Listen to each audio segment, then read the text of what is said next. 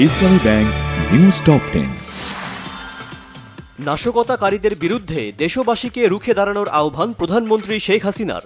ক্ষতিগ্রস্ত Mirpur 10 metro station পরিদর্শন। ছাত্রদের ওপর ভর করে বিএনপি জামাত দেশের অর্জন ধ্বংস করার পায়তারা করছে, অভিযোগ ওবায়দুল কাদেরের। বাংলাদেশে আন্দোলন ও প্রতিবাদ কর্মসূচিতে সহিংসতার নিন্দা যুক্তরাষ্ট্রে, ঢাকায় মার্কিনীদের চলাচলে সতর্কতা।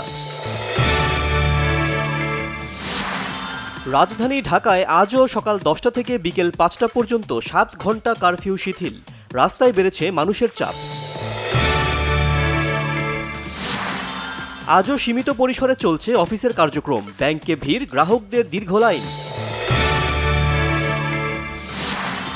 কারফিউ শিথিল হওয়ার পাশাপাশি সেনাবাহিনী মাঠে থাকায় সারা দেশের জনজীবনে স্বস্তি।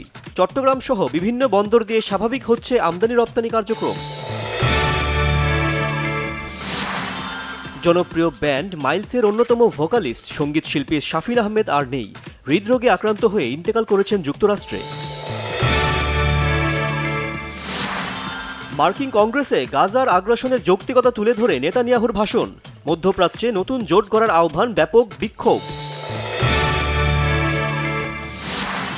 গণতন্ত্র রক্ষায় জাতীয় ঐক্যের আহ্বান জানিয়ে আসন্ন নির্বাচনে সম্ভাব্য প্রার্থী কমলা হ্যারিসের প্রতি শুভকামনা জানিয়েছেন মার্কিন প্রেসিডেন্ট জো বাইডেন। দীর্ঘ 9 মাস মাঠের বাইরে থাকার পর ভক্তদের আশার আলো দেখাতে শুরু করেছেন নেইমার। পূর্ণোদ্যমে অনুশীলন শুরু করেছেন ব্রাজিলিয়ান সুপারস্টার।